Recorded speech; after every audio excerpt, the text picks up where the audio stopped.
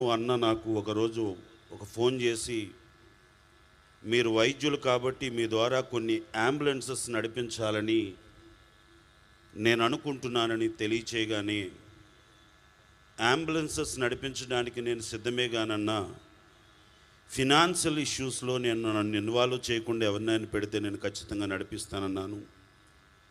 నోటిలో మాట నోటు ఉంటుండగానే ఆయన అంబులెన్సెస్ని పంపించి సర్వీసెస్ని ఇచ్చారు.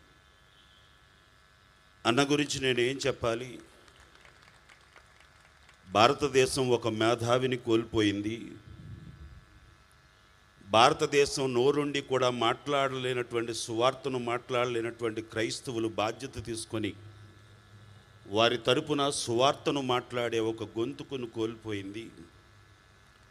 విద్యావేత్తను కోల్పోయింది. బడుగు బలహీన వర్గాల కొరకు పోరాడే ఒక యోధుణ్ణి కోల్పోయింది. కులము మతము తేడా లేకుండా అందరికీ సమానమైనటువంటి హక్కు కావాలనే ఒక వ్యక్తిని మనందరం కోల్పోయాం.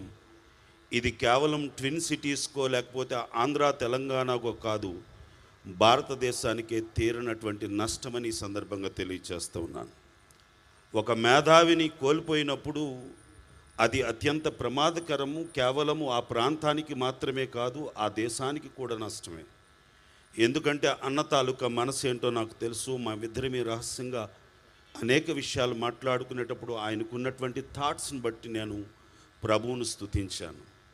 ఇందు మూలంగా తెలియచేస్తున్నది ఏమిటంటే, అన్న దేవుడి దగ్గరకు చేరిపోయారు. చేరిపోయినప్పుడు కూడా ఒక రాజాలాగా చేరిపోయారు. ఆయన చనిపోయిన చావు కూడా ప్రియులారా ఒక రాజాలాగే సమస్తం జరిగింది. అలనాడు అపోస్తలుల కాలంలో స్టెఫను చచ్చిపోతే ఏ విధమైనటువంటి ఉద్యమం అపోస్తలులకు వచ్చిందో, అదే రకమైనటువంటి ఉద్యమము ట్విన్ సిటీస్లోనే కాకుండా, ఆంధ్ర తెలంగాణలో కాకుండా అమెరికా దేశం వరకు పాకినటువంటి పరిస్థితులు వచ్చాయి. నేనేమంటానంటే, మనం పని చేసుకుంటూ పోతే దేవుడు నీకు ఎప్పుడు ఏ ఘనత ఇవ్వాలో ఆ ఘనతను నీ చావులో కూడా ఇస్తాడు. ఒక మాట మరొక మాట ముందుకు చెప్తా ఉన్నాను.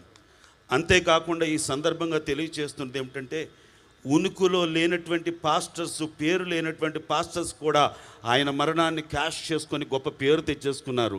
ఆయన చనిపోయినా సరే, ఏమంటే ఏనుగు చనిపోయినా 1000 రూపాయలే, ఏనుగు బ్రతికున్న 1000 రూపాయలు అన్నట్టుగా ప్రవీణ్ పగడాలన్న కీర్తి ప్రతిష్టల ద్వారా అనేక మంది హైలైట్ అయ్యారు.